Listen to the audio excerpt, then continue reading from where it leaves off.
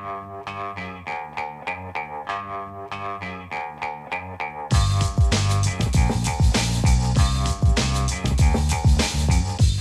the Brian Lehrer Show on WNYC. Good morning, everyone. Live from the Greene Space this morning, WNYC's ground floor theater.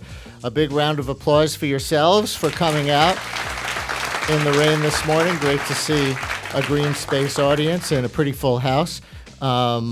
Do want to tell everybody that when we're in the Greene Space, you can watch the Brian Lehrer Show as well as listen. You can go to our live video stream at WNYC.org or on our Facebook feed. That's the WNYC Facebook feed or the WNYC's Twitter feed. So go check it out if you want to watch what's going on the stage. We will talk in two of our segments from the Greene Space this morning about the Mueller investigation, which seems to be starting to kick into a higher public gear now that the midterms are over. In fact, there was a story that just moved, I think, on the Capitol Hill website or newspaper The Hill just a few minutes ago, which said Mueller is expected to release some more indictments very soon as today. You may know that a Roger Stone associate named Jerome Corsi claimed publicly yesterday that he's about to be indicted by Mueller for lying under oath or to investigators. That would be presumably about his and Roger Stone's involvement with WikiLeaks at the time during the 2016 campaign when WikiLeaks was about to release all those emails from Clinton campaign chairman John Podesta.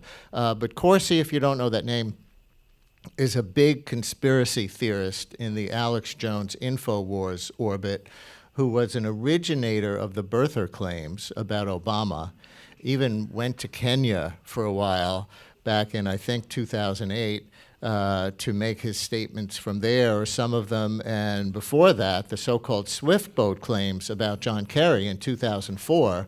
So there are questions about if Jerome Corsi is really about to be indicted or if the announcement that he made about that is some kind of maneuver. But if he is indicted, his role starts to connect dots on the question of criminal conspiracies with Russia, or what is commonly called collusion. Also, Acting Attorney General Matthew Whitaker, under pressure to recuse himself from overseeing Mueller, obviously that's precisely why Trump got rid of Sessions and put him in. He was so furious all the time with Sessions for having recused himself. But there is pressure on Whitaker because he's taken such a public position prejudging the outcome. And he now reportedly says he will consult ethics officials in the Justice Department about that, about possible recusal, according to Associated Press and CBS News reporting. And also, Trump's former attorney, Michael Cohen, now cooperating with prosecutors after his own guilty plea, made some news by going to Washington yesterday. Something may be up with Mueller and Cohen. And there is more. We will talk later in the show with Andrea Bernstein, Ilya Meritz, and Eric Umansky from our own Trump Inc. podcast team about some of this. But we begin with a very special guest and a very special disclaimer. Ari Melber is MSNBC's chief legal correspondent and host of The Beat, his 6 p.m. show on that network. As such, he's one of the closest watchers of the Russia and related investigations. Here's the disclaimer, though. Ari was going to be with us live in the Greene Space for this, but because of the breaking recount news over the weekend, NBC News dispatched him to Florida. And when a Florida recount happens every 18 years or so, you gotta go. So we'll talk about that too, as Ari Melber joins us live by phone from the Sunshine State. And Ari, we really appreciate you carving out this same time for us, even while on assignment. So Greene Space audience, please welcome Ari Melber back to WNYC.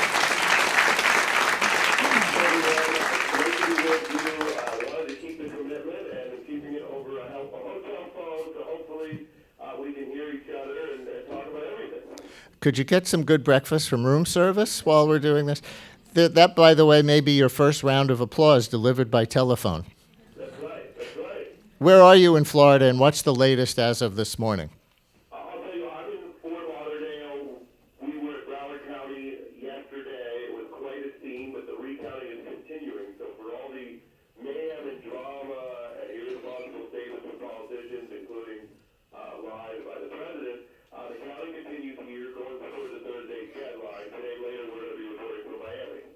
Can you explain the issue of tens of thousands of people in Broward County who voted in the governor's race, not voting in the Senate race, and why that's important?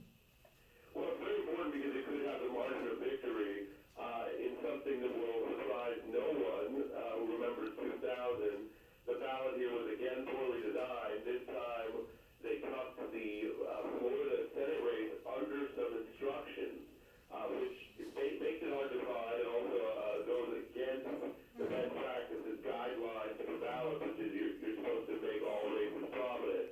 And so there's an undercounting that suggests that people may have wanted to vote a Democratic Party ticket but didn't see and thus didn't vote in the Senate race. It is remarkable with over 8 million votes cast that the difference is at around 12,000, Brian. Yeah, and the bad design in this case is that they put the Senate race choices, the candidates' names, in a place on the ballot that was not right near the top or not intuitively right under the governor's race names, which was at the top. And if it's bad ballot design, it's really, as you suggest, the ghost of Bush versus Gore. I believe, and Ari, I wonder how much you've looked into it, that more people in Florida voted for Gore than Bush in 2000, but not because of the things that they were recounting that ultimately got halted by the Supreme Court, but because thousands of those votes were actually accidentally cast for Pat Buchanan in Palm Beach County, because you couldn't tell so easily which dot to choose, which was for one and which was for the other on what they call the butterfly ballot, where those names were coming from both directions at the same little set of dots. How do you look back at that, or at the similarity with the Broward County issue today?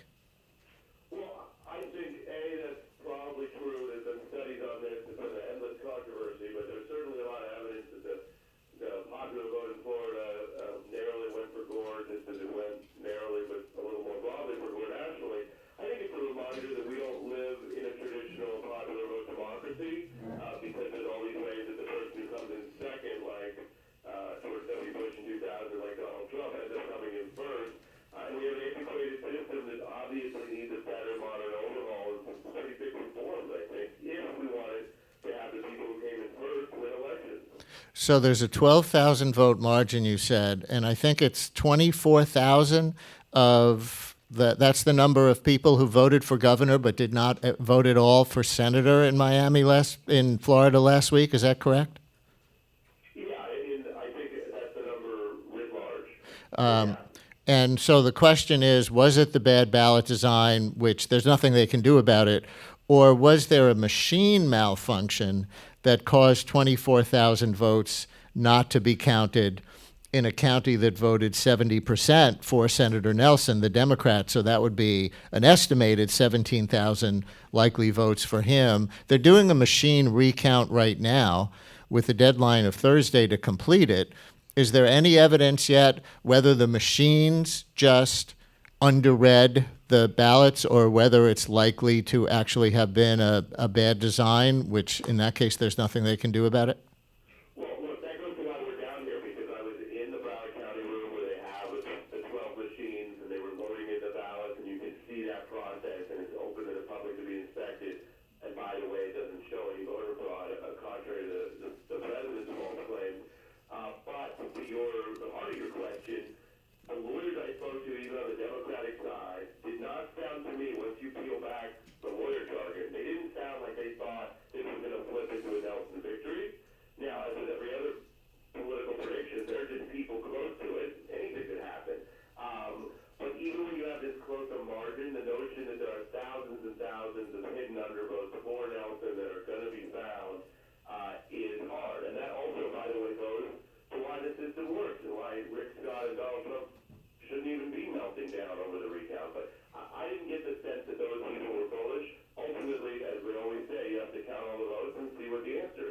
Let me follow up on what you said about no evidence of voter fraud, because this is so much of what's in the news on cable TV networks, yours and others, and elsewhere, with Rick Scott, the governor of Florida and the Senate candidate, using that language, President Trump himself using that language, nobody, including the Republican-appointed judge in the case, is saying it believes there was voter fraud. Nobody who has an objective view of the ballots. So why does Rick Scott keep alleging it? What does he get from that? If even the judge who was appointed by Republican Governor Jeb Bush, who's overseeing aspects of this recount, what does Scott get from just saying something that there's no evidence for, and the media keeps going on the news and saying there's no evidence for it?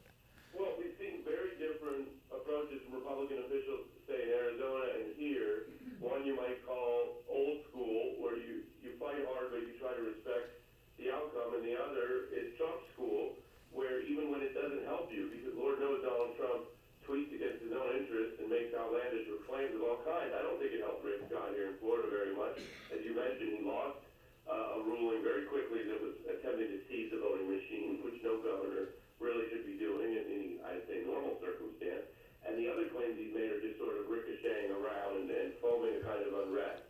It may be that his strategy was that if things got really close, down under 10,000, he thought it might be slipping away. He wanted to tap into that Trumpian outrage and try to have a kind of a public uprising. But again, my view as a lawyer who covers politics is that uprising doesn't help you with the judges who would have the ultimate say here.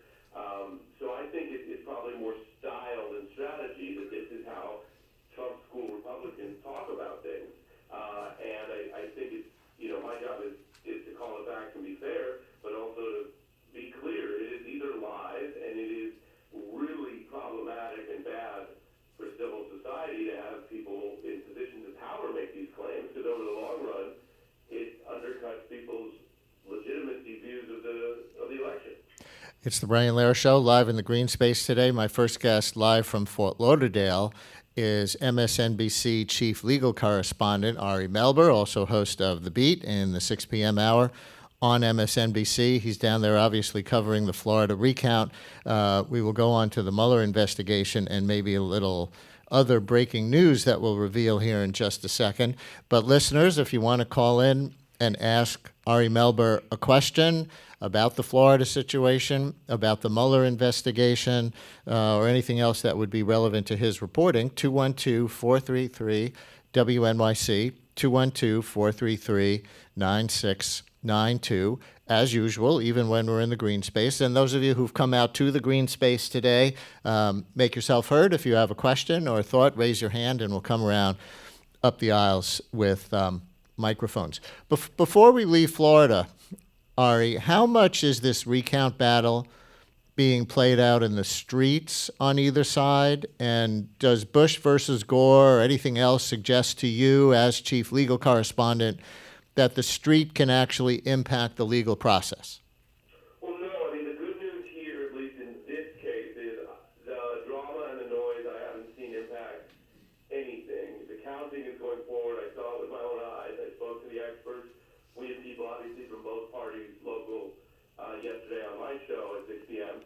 And so all of that is continuing. I will tell you that some of the MAGA Republican crowd at the Broward County place was particularly virulent. The way I put it on air yesterday was, I think, about 80% of people were civil, articulate spokespeople for the MAGA perspective, and I went there to interview and listen to them. But then about 20%, which in my experience is higher than, say, past election cycles I've covered, that is to say, multiple people out in the open, were being race-baiting or racist, a little bit of anti-Semitism towards me, a little bit of other things. And as a reporter, I could take it. That's my job, is to get through it. But I can definitely tell you, anecdotally, if you want to call it that it was more fierce and more ugly than similar electoral protests, if you will, in past election cycles. And then you have the larger data that we're all aware of political violence, of rise in hate crimes. I'm not saying they're all the same thing, but you bring it all together and you say, yeah, there is something else worse going on out in the streets. It hasn't changed the counting, but we would be remiss to not bluntly note it. What was this anti-Semitism aimed at you, and was it from people in the group of protesters on the Republican side? It was people saying, I won't, I offered to shake hands with anyone who was there after I was doing interviews, and there were a few people who said, I refuse to shake your hand. I'll pray for you anyway, and this kind of stuff. That I got to tell you, I've been reporting, I've been out in politics, closing on 2 decades now. I haven't seen anything like that. I've been all over the country.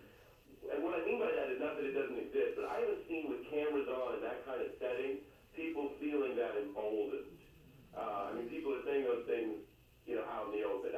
Someone was using a bullhorn and referring to monkeying around and other racist anti-black language regarding Gillum.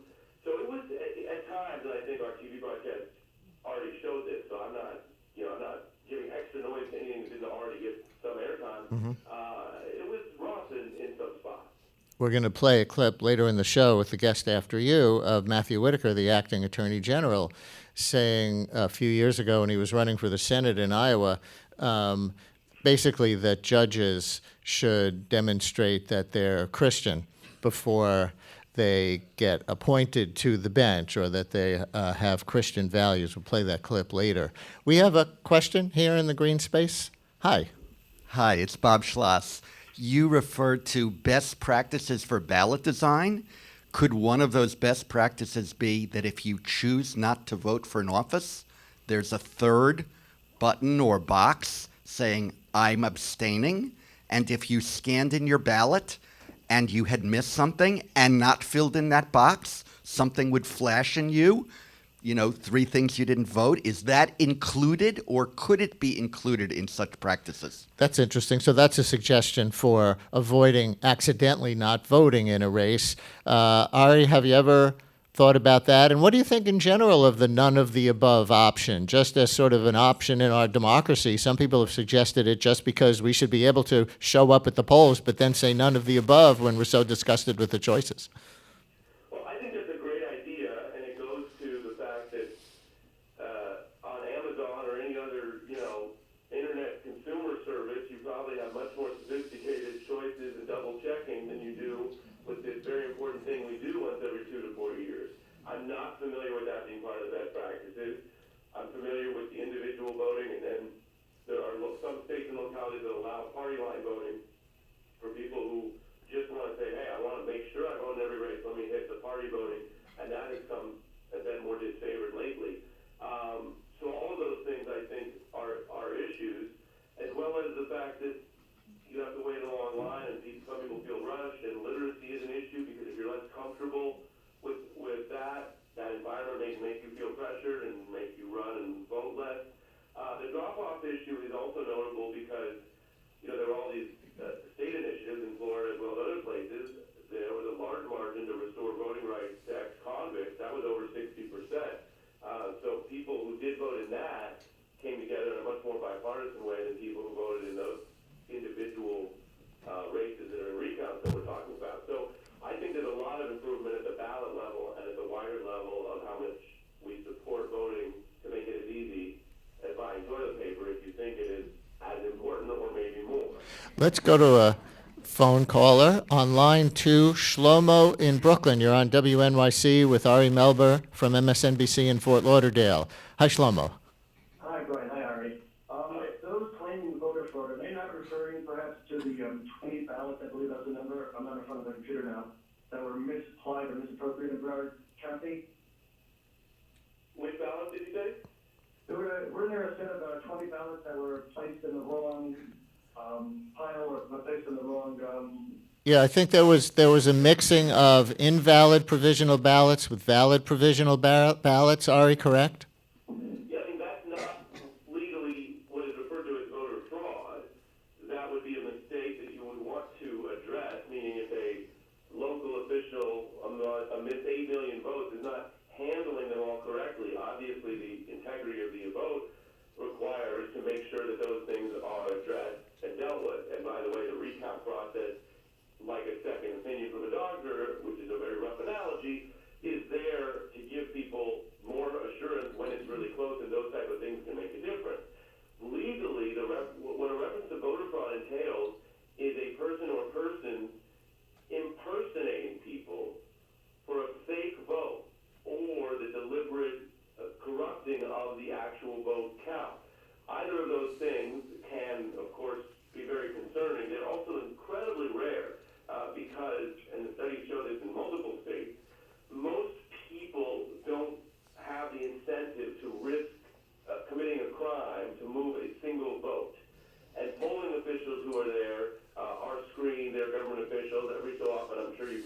a bad apple like in any other industry, but the studies have not shown that that is the rampant problem.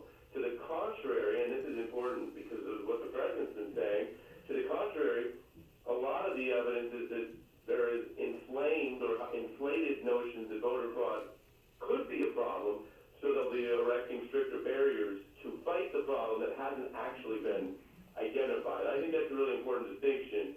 Incompetence, which, gosh, I see that in a lot of elections I cover, is not at all legally in the same category as deliberate voter fraud. To follow up on Shlomo's question, though, the Republicans say, that doesn't mean it's true, but they're saying Broward County Election Supervisor Brenda Snipes has been found to have broken the law in the past. Is that true? Brenda Snipes has certainly had elections errors. I don't think she's broken criminal law because she's still in office. She was appointed by Jeb Bush, but he has since called for her removal. Some other Democrats and certainly journalists have noted that Broward County, as everyone I think might remember, is not the most well-run election facility. So one way to put that is she has been on the wrong side of election laws and rules, at least at a civil level. I don't mean to sound like a total lawyer here. And I think she's rightly criticized for the way the place is run. And so that is, I think, true, in addition to the fact that there has not been any demonstrated voter fraud that would be at a scale to impact the election. Regarding Brenda Snipes, I read, and tell me if you've heard it yourself when you were covering the protests yesterday, I've read that some Republican protesters down there have chanted their familiar refrain, "Lock her up," but this time it didn't refer to Hillary Clinton, it referred to Brenda Snipes, the election supervisor. Did you hear it? I heard that repeatedly last night when I was down there. And again, if you want to take that hyperbole at face value, lock her up, I mean, no, that she hasn't been found guilty of a court of any crimes or anything like that. They were chanting that. And again, I think that goes to some of what we discussed earlier, the environment down here. Ari Melber, MSNBC's chief legal correspondent and host of The Beat in their 6 o'clock hour, with us live from Fort Lauderdale this morning, as we are live in the Greene Space this morning. Ari, I have some breaking news from just before we went on the air, so I don't know if you've heard this yet, but because it's in a legal analyst portfolio, I'm going to throw this at you and see if you can make anything of it. CNN has filed a lawsuit this morning against President Trump, demanding that White House security credentials be returned to correspondent Jim Acosta. The White House, as many listeners know, revoked Acosta's credentials after a testy exchange with the president during a news conference last week. Let's see. CNN said in a statement, while the suit is specific to CNN and Acosta, this could have happened to anyone. If left unchallenged, the actions of the White House would create a dangerous, chilling effect for any journalist who covers our elected officials. So, Ari, am I telling you something you don't know? And from a legal standpoint, what do you make of such a suit? Well, I did see that news break, and I used to practice, First Amendment law myself and represent New York Times reporters, among others, before I became a reporter full-time. So, look, I'll give you two answers on it. Legally, it's very hard to win these type of First Amendment cases against the government as a news organization, but I actually think they have a very good argument because this was done in such a blatantly vindictive manner, and the legal jargon for that here would be viewpoint discrimination. The idea that the government can decide to have 20 people cover a government event or 100 people. There are choices that have to be made. Not every reporter gets to cover the White House. But generally, the government, under First Amendment case law, cannot say, well, that only reporters who like the government are going to come to the press conference and not the others. Those are the only 20 seats we're providing. That obviously sounds bad, and that's viewpoint discrimination. So a lot of administrations have found ways, at least at the margin, to shape what they want. You don't have a right to interview the president, for example. So Republicans may give more interviews to Fox, and that doesn't violate the First Amendment. This has a strong case against the government, against the Trump administration, as explicitly barring someone who otherwise was reporting from there because of the nature of his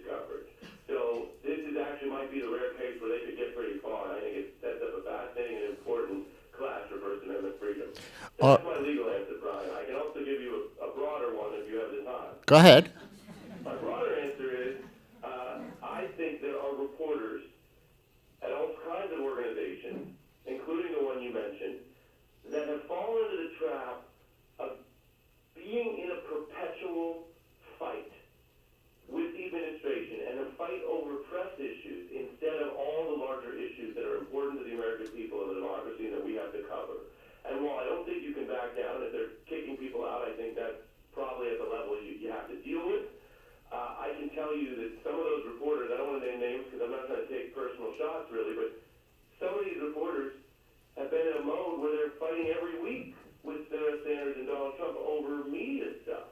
And I think that's not the best focus given all the other important issues. And I actually think that's what Donald Trump wants. I think that's what Steve Bannon wants, and I've interviewed him.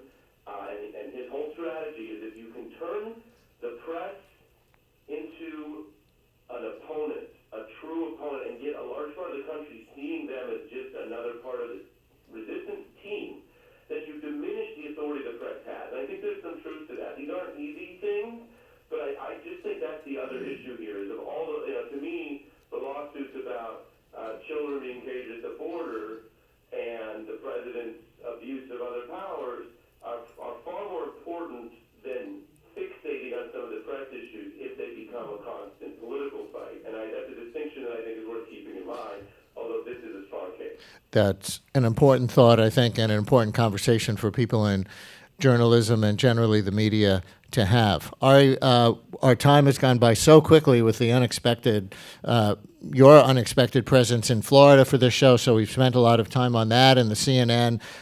If you have a few more minutes, we'll go just a few minutes past our scheduled 10:30 end time so we can touch on Mueller.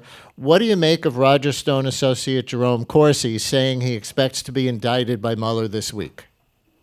Either it's true and he is nervously sharing what he's been told, which I've seen targets of investigations do, or given that he is a shameless, constant liar, it falls into another one of his lies for whatever his purposes are. And yes, I think roughly how you put it, perhaps slightly more diplomatically, but that's how you put it earlier. And so we just don't know. I will say that these type of matters are incredibly stressful to human beings, whoever they are. So you could be dealing with someone who's a tough street gang member, or you could be dealing with someone who's a political provocateur. And then when the pressure builds and builds, and they think about being in jail, and being separate from their family, and often there's financial pressures, you do see more erratic behavior. So that's my way of saying that even though Mr. Corsi's not very believable on a host of issues, it may very well be that he's rattled and is now telling the world what he's worried is going to happen. We have sources, and I think everyone's heard, there's a lot of evidence that they're going very hard at Roger Stone. Roger and Corsi are linked in that way, and so that either they're going to try to flip these people or they'll move ahead on indictment, which has been their approach with others. I mean, Michael Cohen, we saw a similar thing. It was very clear from who was being called to testify and where the subpoenas were going that there was a big target on him. They ultimately didn't have to issue the indictment because he fled out at the very last minute. So I think we're seeing that. I think Roger Stone matters much more than Corsi to the larger Russia question because if random people like Corsi and Cohen committed unrelated crimes, it's important to the system that they be prosecuted, but it doesn't mean much about Donald Trump. If someone like Roger Stone got illegal information from Russia, if that's what he's ultimately charged with, then you are getting much closer to the question that started the whole special counsel probe, which is was there high-level collusion with a foreign power? And those are the dots that either Stone or Corsi would be able to connect because they exist or won't be able to connect because they don't exist. Exactly what you say. If they knew in advance that WikiLeaks had John Podesta's emails, that doesn't mean they knew they were obtained by Russia, and it doesn't mean Donald Trump Sr. or Donald Trump Jr. or anyone else in the inner circle knew any of it. So that's what time will tell. What do you make of Matt Whitaker's reported promise to consult Justice Department ethics officials about whether he should recuse himself from overseeing Mueller? And even this question that the media is asking it now is, I'm sure, making Donald Trump just turn red and want to just flail around and go crazy after Jeff Sessions. But what do you make of that report that Matt Whitaker will at least submit that question? Well, the fact that Donald Trump has been loudly demanding a unrecused Attorney General to protect him from the inception. It tells you that was the problem with Jeff Sessions, and that's what he wants out of Matt Whitaker, and we all know that. So what you're seeing is the pressure in the other direction from the Justice Department, that Mr. Whitaker feels the need, at least, to claim that he's going to abide by the process. That's a process that resulted in Sessions recusing. So I think that's a good thing, because it shows part of the system working. Whether it's a show, and Whitaker in his own mind is planning to not recuse no matter what they say to him, only time will tell. And I see, and this is another legal analyst question, the state of Maryland is going to challenge in court Whitaker's legal standing to even be Attorney General.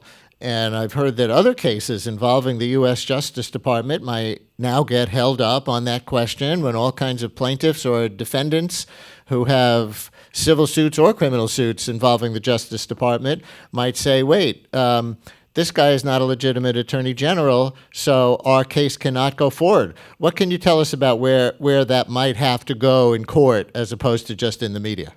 I think the effort to say that he is not actually the Attorney General under the law is quite far-fetched.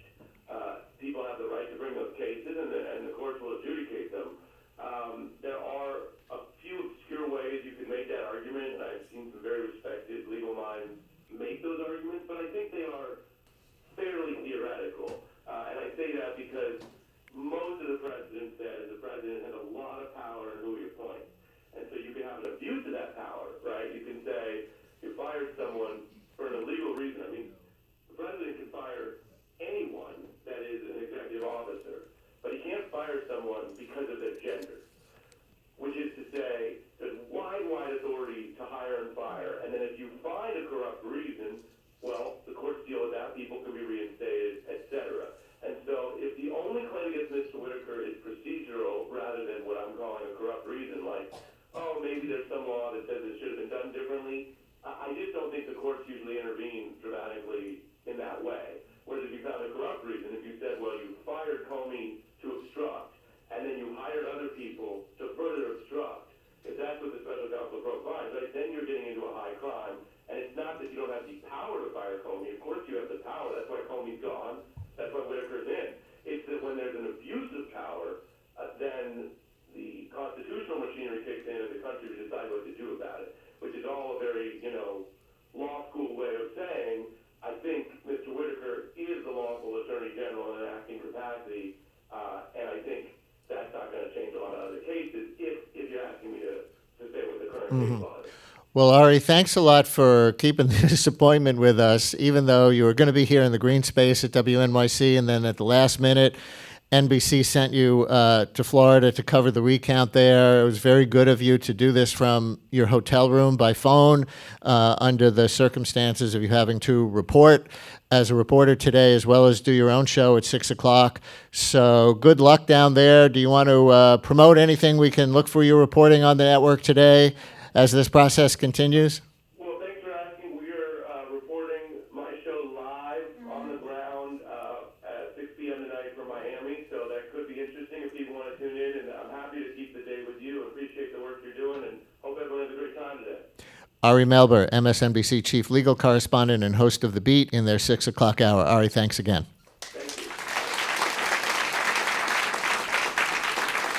Brian Lehrer on WNYC. A lot more to come from the Greene Space this morning. Stay with us. Hi, I'm Allison Stewart, host of All of It on WNYC. On the next All of It, poet Claudia Rankin, author of Citizen and American Lyric. So nice. Plus a new play that delves into the life of Lenny Bruce, and a coming-of-age memoir set in rural Mississippi called Southern Discomfort. Don't miss All of It with Allison Stewart, weekdays at noon on WNYC.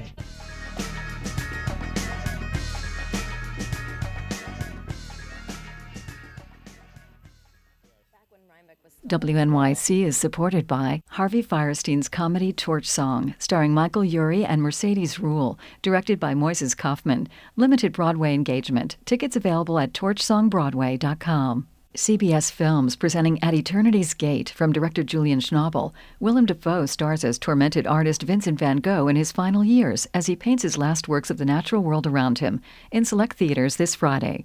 The Jerome L. Greene Foundation, helping to keep the arts affordable and accessible for audiences across New York City.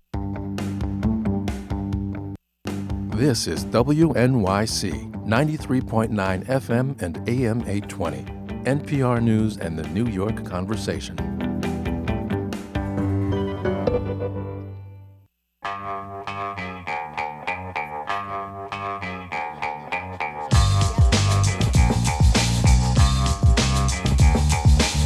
Brian Lehrer on WNYC, live from the Greene Space this morning. Okay, settle down, everybody. I feel like a high school teacher. If you don't show up 10 minutes late, or maybe that's just in college, then the class gets to go away, right? Here, if we don't come back from the break right after 60 seconds, and everybody starts talking to each other. We are live in the Greene Space today, which means that listeners, you can watch this show as well as listen to it if you so choose. We have live video streaming from the Greene Space stage on WNYC.org or on the WNYC Facebook page or on the WNYC Twitter feed. And my next guest was part of President Obama's inner circle at the White House, but at the time, she was not famous. In fact, in 2011, she was included on the New Republic's list of Washington's most powerful, least famous people.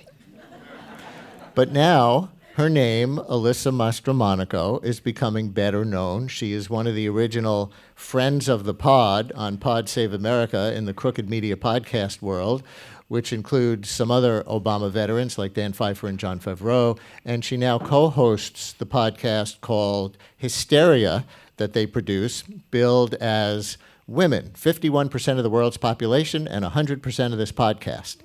They maybe had to do that because Pod Save America was all guys, right? For the most part, yeah. And some of you probably read her memoir published last year about her time working in the White House called Who Thought This Was a Good Idea?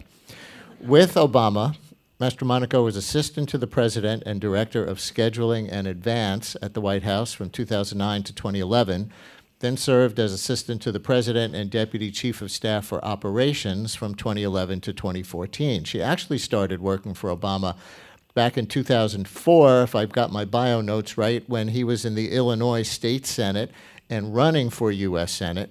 Before that, she worked for Senator John Kerry and served as his director of scheduling during the 2004 presidential campaign. She's now an executive at A&E Networks and a contributing editor at Marie Claire, as well as co-host of Hysteria.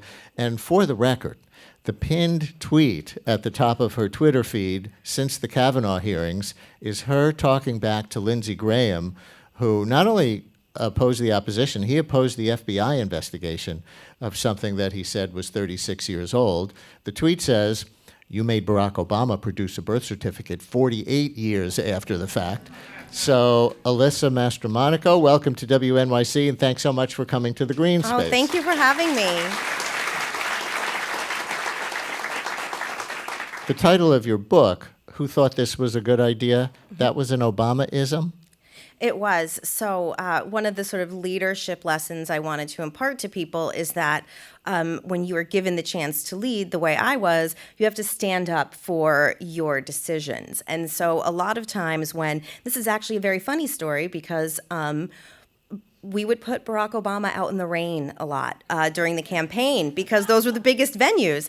And so there was one very famous incident almost exactly 12 years ago, when he was being hit in the face by sleet. And when he finished speaking, I was watching it on television, he put his hand out, and Reggie Love, his aide, put the phone in his hand, and 2 seconds later, my phone rang. And it was Obama, and he said, "Where are you?" And I said, "I'm at my desk." And he said, "Must be nice.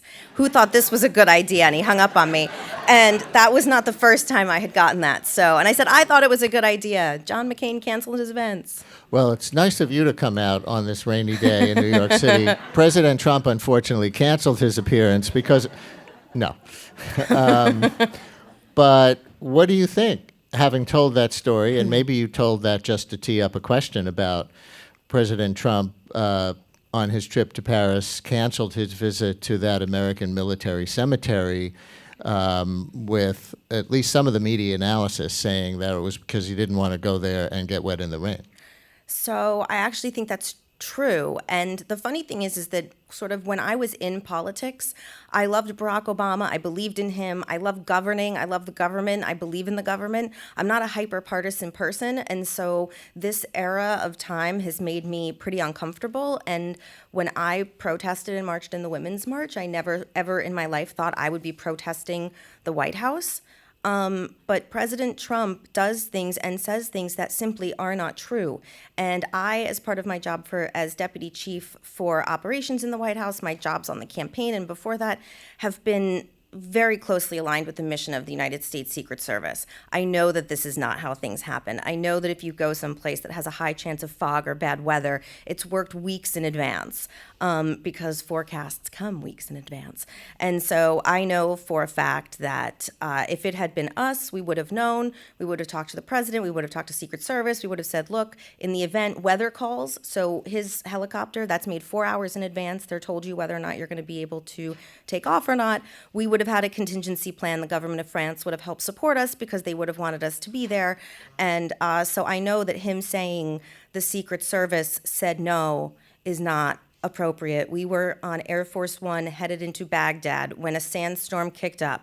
Would Secret Service have preferred we not go? They sure would have, but we said, what can we do? And so we landed at Camp Victory and we did our meetings there, and you work it out. That's part of your job, you work it out. And I think it's the real issue in this White House is that there are no defined roles and responsibilities. So I know, and you can rest assured, that during the Obama administration, whether you agreed with the policies or not, we knew what we were doing, and if there was a crisis, we knew how to jump to action and who should do what. And that's, I think, the biggest issue they face. So you think this was a matter of incompetence? Because I was wondering, for all the bad press that Trump is getting about this, I understand why he wanted to stand physically apart from all the other leaders there, because he's making the point about him being nationalist.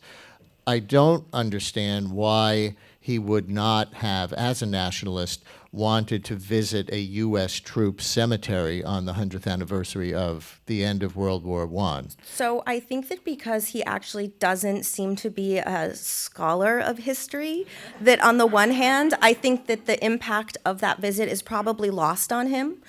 Number one, and I think that his vanity. You really think? I really that, do. Even that? I really do. Because here's the thing: for all he wants to say about Barack Obama, I personally have been to Afghanistan 3 times and Iraq. He loves the troops so much. Why hasn't he done that visit? Is he afraid the wind's going to blow his hair, as he was at the cemetery? And so I do think that vanity and his lack of historical context superseded his nationalism. And he also did not go to Arlington yesterday, Correct. which I gather is the first time in a long time that a president didn't do that on Correct. Veterans Day. Did Obama go 8 years? We did. It's funny. There are some conferences in Asia that U.S. presidents attend, ASEAN and a couple others, and sometimes they fall over Veterans Day, and you can't help it, and the vice president steps in, or Secretary of State, or a combination, SecDef will do that. But when we were in Washington, you don't sit in the White House and not go down the street to Arlington. Like, you just don't do that. My guest is Alyssa Mastromonaco, co-host of the Crooked Media podcast, Hysteria. We can take phone calls from Hysteria listeners or anyone else who wants to talk to Alyssa about her time in the White House, working in the Obama administration. You were just hearing some stories from her time as guest director of scheduling and advance. She was also assistant to the president and deputy chief of staff for operations at another period during the Obama years. And anything goes in terms of a relevant question. 212-433-WNYC, 212-433-9692, or those of you here in the Greene Space, just raise your hand and we will come around with a microphone. Why is the podcast called Hysteria? So as most of you know, that was a very derogatory way to talk about women and their hysterectomies and becoming hysterical. So we thought, why not? Hysteria. Be crazy or not. How do you see that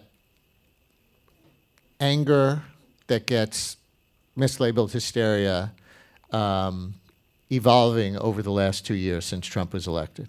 So I think that, also part of our idea behind the podcast was taking back the word, if they want to call us, being called hysterical is a way to dismiss the substance of what you are trying to communicate by basically just saying you're crazy. And, how many 100 million people voted last week? Well, call us hysterical. That's just fine. But at least, if nothing else, everyone's sort of like uniting behind whatever they can to motivate themselves to become more active. I'm curious if you saw the latest number crunching from the company Catalyst that's making news this morning about midterm election turnout. It was actually older than 2016 on average and whiter than 2016 on average. The youth surge, which seems like it's always talked about during campaigns and then almost never materializes on Election Day, didn't materialize on Election Day. Under 30 voters, according to this analysis, were 14% of the electorate in 2016, just 9% last week. What do you make of any of it? It's like you don't want to, there's a lot of millennial bashing on Twitter and social media, and you don't want to say that in the same way that, if you look at a lot of the races that are still contested right now, white suburban women overwhelmingly did not show up either. And so in a lot of ways, the lessons of 2016, like we doubled down, we didn't make them better. And I don't know if millennials feel disenfranchised. I don't know if in places like New York and California where there are obviously congressional races that were highly contested, but the big statewide races weren't as sort of sexy, so maybe they didn't turn out. But they did. The thing that's interesting is they did turn out for Bernie Sanders. And so I do think that if not in policy, but in tone and authenticity, Democrats could take a lesson from what Bernie put forward in 2015 and 2016. And they didn't turn out for Mitt Romney, and they didn't turn out for John McCain. On that side, they did turn out for Donald Trump. Yeah. Does that mean we are, either doomed or delighted, depending on on your point of view, to have socialist versus nationalist elections going forward, because that's how you motivate a lot of voters on either side? I hope not. I mean, I think that the biggest, you have the problem that you do have the fringes, right? So the rabid minorities are sort of what's governing the parties and the elections right now. But I do think that, something that was very heartening today was Kirsten Sinema in Arizona was declared the winner, and Martha McSally really gave a generous and thoughtful concession speech in sort of the sort of not history, but in the way that John McCain did. I mean, that was always something that he sort of led by example. I hope that going into 2020, where you probably have 15 to 25 Democrats running, God knows who's going to challenge Donald Trump, I do think that you'll see a sort of pervasive Medicare for all, some more progressive themes.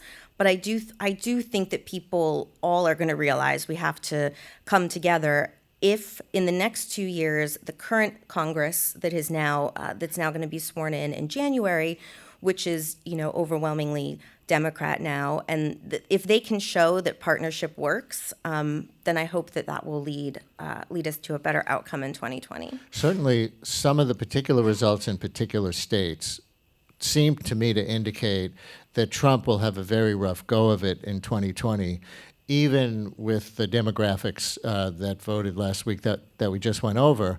Because if Jeff Flake couldn't get renominated by the Republican base in a primary in Florida because he wasn't Trumpy enough, and that's why he didn't run for re-election, and the result of that was that a Democrat got elected to that seat, if the Republican governors of those two states that Trump so famously won to make his election possible in the upper Midwest, Michigan and Wisconsin, those governorships flipped last week from red to blue.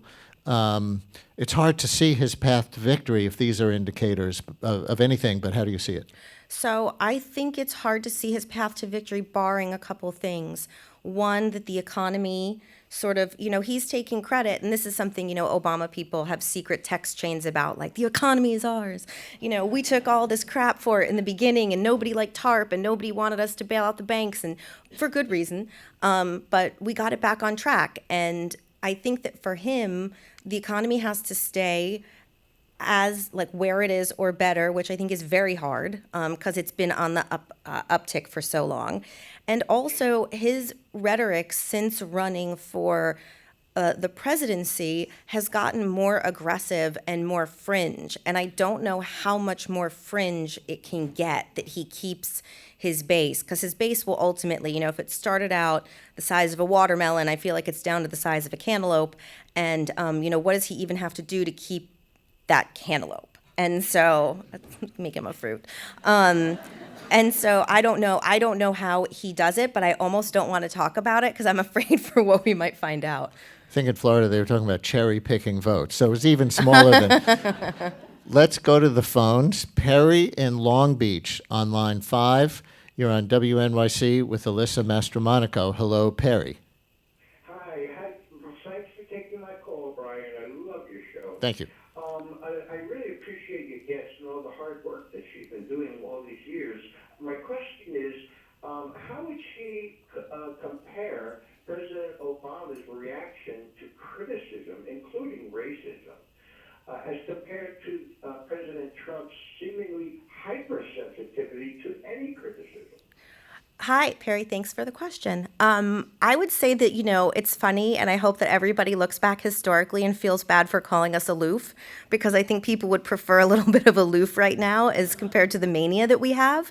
But, Barack Obama really believed in taking things with a grain of salt, and that he took the responsibility of being not just the president of our country, but the leader of the free world very seriously. And if someone, racism was something he grew up with. And so guess what? Being the first African-American president, it was not a shock to him that people would have issues. And so he really tried to take it in stride. And, unfortunately, our current president throws temper tantrums about the smallest criticism. And I don't think that he instills faith globally or within this country that he can handle actual criticism when it's warranted. And so, on the one hand, I think that the Republicans, as I think we've all seen, are very loath to criticize him, which is bad because the constituents then think everybody's in lockstep and that everybody agrees. We got killed all the time by Democrats, and guess what? That's just part of the deal. Let's go to line 4. Julie in Brooklyn. You're on WNYC with Alyssa Mastromonaco. Hi, Julie.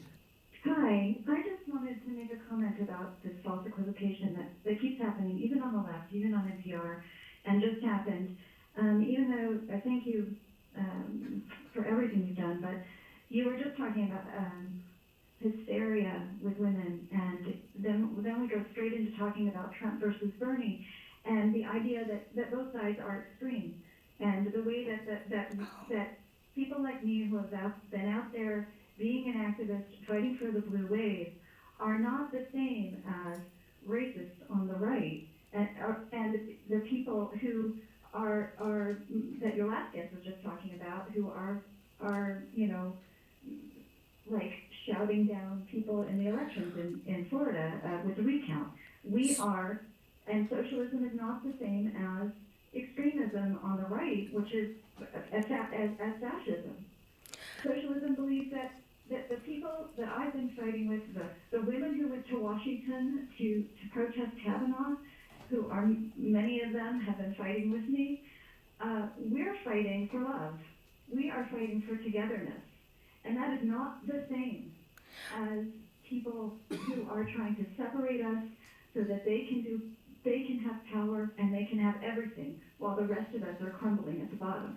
Julie, thanks so much. And I just you're wanted a Bernie. I was actually an intern for Bernie, and I actually wanted to say that I am a spokesperson for NARAL Pro-Choice America, and I did not mean to make that equivocation if I did. I didn't think you did.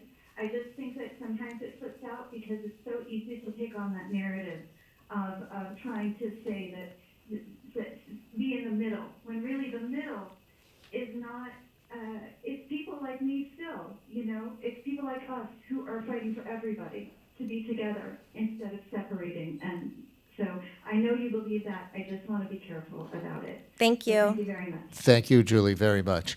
I wonder too about those turnout numbers that we just read from Catalyst, because those are national numbers, and I wonder in the closer races, the places where in 60 seats or however many it was, it did flip from blue to red, whether the youth turnout, whether the suburban white women turnout would have been higher percentages than those national numbers. Have you looked? I haven't looked. I just saw it actually when I was on my way over here, but I do think that probably has something to do with it. I think that the national number needs to be dissected by races, because I do think where candidates went door to door and really reached out to millennials, that they probably turned out a lot more than 9% or 9% less than last time. And yet 59% of white women voted for Ted Cruz in Texas. They did. 78% is the number that I've seen for Brian Kemp in Georgia. Mm-hmm. Being on a women's-oriented podcast, what do you say about how profoundly, if you accept this analysis, race seems to top gender in people's voting choices? I don't know if it's that or if those women are just purely economic voters and they think that, that Trump is doing for the economy and that's the only thing that's turning them out. Because the preponderance, if I remember, of white suburban women who voted for Trump were actually Obama voters.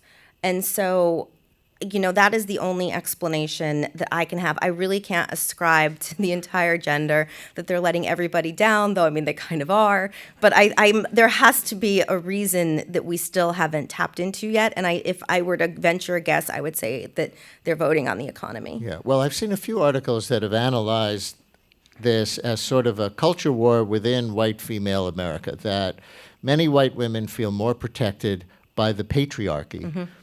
certainly than women of color, and are divided about what gives them more security. The white male patriarchy with traditional gender roles, or roll the dice on across-the-board equality, in which they, too, as white women, will have to give up some privilege. How much does that take ring true to you? It doesn't ring. I have a hard time believing that that's the case. That, I'm sure, look, everybody's different. We can't paint everybody with the same brush. I'm sure for some of the white suburban women that voted for Trump or Kemp or any of those guys, that they that was maybe part of it. They're like, I've been done right by these leaders before, and so I don't want to rock the boat. But I do think that that they will soon become the fringe minority, because rising tide lifts all boats. I think it was in your book that you have a nickname for Nancy Pelosi that you developed working in the White House, which was Nasty Pelosi. Yes. So, Which, but ahead. There's a backstory to Please. it. So here's the thing. So Nancy Pelosi first, especially when Rahm Emanuel was chief of staff and they had worked in the House, nobody whips votes better. Nobody knows the floor better than she does.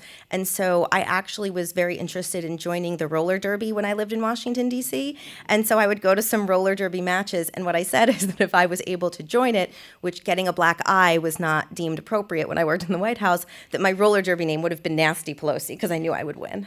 Aha. So in a way, it was a compliment. It was a complete compliment. Do you think that the Democrats will or should put her back in as Speaker? So I would say that, we always need fresh ideas and new blood. However, this is a woman who time after time has whipped the caucus, raised the money, and gotten good results. And so, I don't think that I would say maybe revolution is not for now as it relates to Nancy Pelosi. But if putting her aside, I do think that the caucus leadership needs an infusion of new and bright ideas, and that it would be wise to bring some of the new members, especially some of the younger members, into the fold to sort of inform, especially some of the ones that got the millennial votes. Like, let's find out how they got them. Did they get them because they were young? Did they get them just because they understood how to speak authentically to young people? Like Alexandria Ocasio-Cortez is on Instagram story making soup, and Fox News attacked her and said, oh, she's poor, she doesn't have money. Guess what? Millennials who voted for her were like, I make soup like that every night too. So she gets me. We're just about out of time. Do you want to tell people what's coming up on Hysteria or anything else you have going? So, Hysteria is on every week. It's on Thursdays, but I have a new book coming out in March called So Here's the Thing, which was the way I would start arguments in the White House. And so that comes out March 5th, and it should be fun and a fun, easy read. All right. And for those of you who have just now heard Alyssa Mastromonaco for maybe the first time and want to look at her current book, it's called Who Thought This Was a Good Idea, about her time working in the Obama White House primarily. And again, her podcast from Crooked Media, or the one that she's one of the contributors, one of the co-hosts on, is called Hysteria. Thank you so much for coming to the Greene Space. Thank you for having me.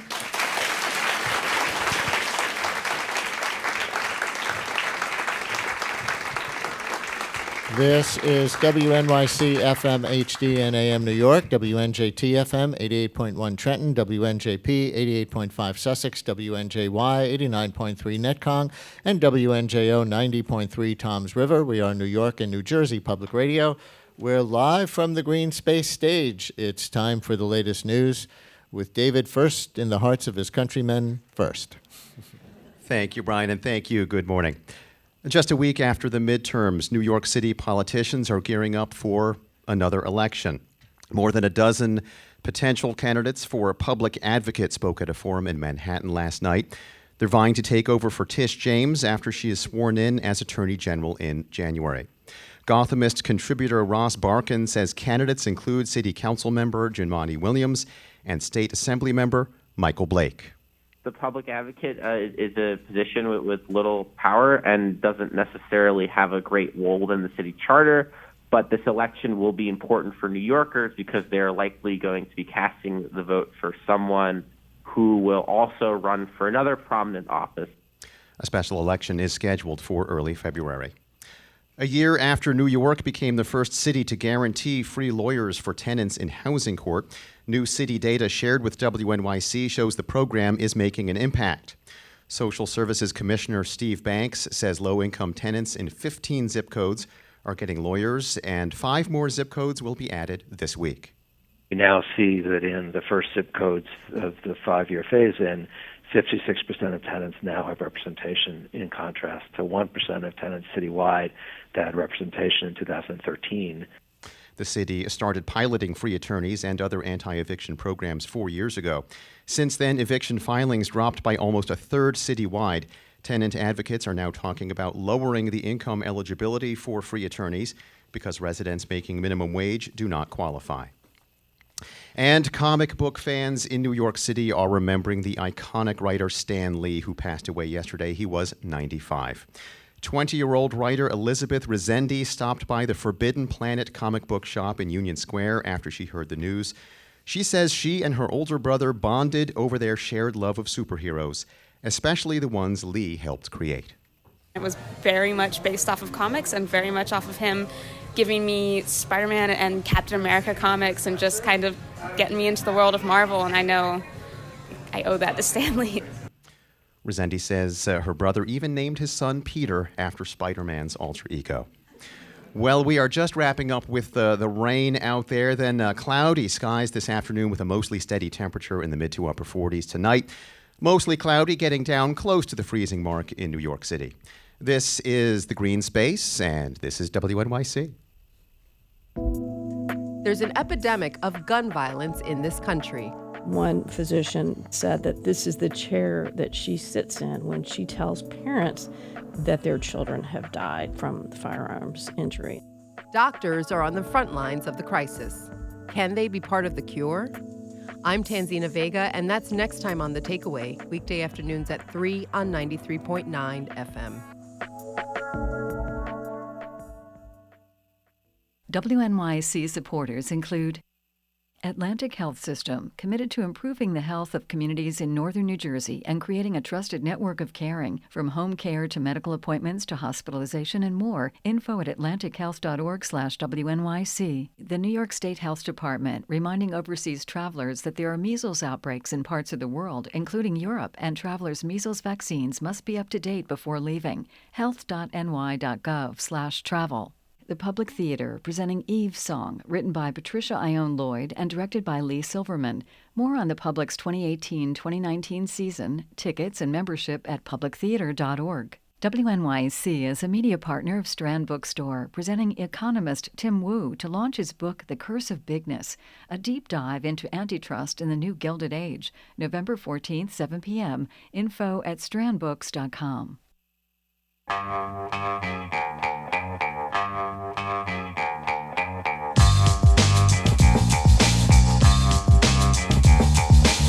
It's the Brian Lehrer Show on WNYC. Good morning again, everyone. We are live in the Greene Space today, and when we are live in the Greene Space, you can watch the Brian Lehrer Show as well as listen. We stream live video from the Greene Space stage, so you can go to WNYC.org or go to the WNYC Facebook page or go to the WNYC Twitter feed, and you can find the live video stream in any of those three places. With us now on the Greene Space stage, three members of our Trump Inc. podcast team, WNYC's Andrea Bernstein and Ilya Meritz, excuse me, and Eric Umansky from ProPublica. Their latest episode is about what the Democrats taking control of the House of Representatives might mean for getting to various truths about Trump's business ties that might have relevance to the public interest. Hi, Andrea. Hi, Ilya. Hi, Eric. Hey, Brian. Hi. Hey, Brian. And would you start out, Andrea, I always think it's good to refresh a little bit when you guys come on, just by reminding everybody and telling new people the mission of Trump Inc., because they could think it's about anything Trump, but it's not about anything Trump. What parts of Trump World are your unique beats, and why those? So this is a podcast about the intersection of the Trump family business and Trump government. And we really began looking at this issue of Trump's businesses right at the beginning of the Trump administration, because it became clear to us that here was a New York businessman who was going to be in the White House, who was not divesting from his business, and also his daughter and also his son-in-law. It later became apparent, and that we wanted to understand that, and that we were really well situated to do that because we are here in New York, and these are New York-based businesses. So this season, we are just wrapping up our second season, we have expanded it out also to look at the people around Trump and the way they might be profiting. And what we've learned is that the tone is set from the top. The president from the very beginning said, I'm not divesting. He can collect money at any time from his company. And people around him, both his cabinet members and lobbyists, seem to be operating by that same model. Let me play a clip of Democratic Congressman Eric Swalwell on CNN yesterday, kind of into the portfolio that you just laid out. He's a member of the Intelligence Committee, the lead committee in the House for investigating Russian interference. Swalwell's also one of the Democrats thinking about running for president, which makes him part of a select group of about 1,000. So how will he balance policy and investigations? He said this to Wolf Blitzer. While we're going to prioritize the economy and lifting up, wages and protecting healthcare, we're also no longer going to let the president get away with, easing sanctions on Chinese companies while he gets a $500 million loan from the Chinese on a Trump Tower project. We're not going to allow the president to just, kill this Russia investigation by, hiring an assassin like Matt Whitaker to come in and take it out. When you say assassin, what do you mean? Yeah, well, Whitaker was hired because of his views on the investigation. He's prejudged the investigation. Vox has reported that the president and Whitaker have been plotting essentially to have Whitaker come in and wind down the investigation. If that had happened on Monday, last Monday before the election, we would be powerless. But the voters want a check on these abuses of power. We're not powerless. Congressman Eric Swalwell on CNN yesterday. So the thing, for whoever wants it among the three of you, of most direct interest to your beat there is probably the big loan from China part. while he's making China policy. Is that something that's on your radar screen? Yes, it is on our radar screen. And one of the things about Trump Inc., for those of you who have not listened, is that we work with a lot of journalists who are in this same endeavor. So one of the friends of our podcast, Dan Alexander of Forbes magazine, has taken a big look at the people who live in Trump properties and the loans that they're getting, and the ways that, in some cases, there may be direct U.S. policy. For example, Duane Reade is a Trump tenant. At the same time, the U.S. Justice Department was ruling on a Duane Reade merger request. So this is the kind of thing that goes on all the time. And I think it's also just worth thinking about the news environment that we've been operating in. I mean, I think everybody understands that this is a White House that is obviously hostile to press inquiry, both direct inquiry in the forms of press briefings and also information. For example, White House visitor logs are not available. All kinds of information is not available. And on top of that, in both houses of Congress, but in particularly in the Republican-controlled House, there have been direct efforts to not only inquire about Trump's business, but to hide information that they have from the public.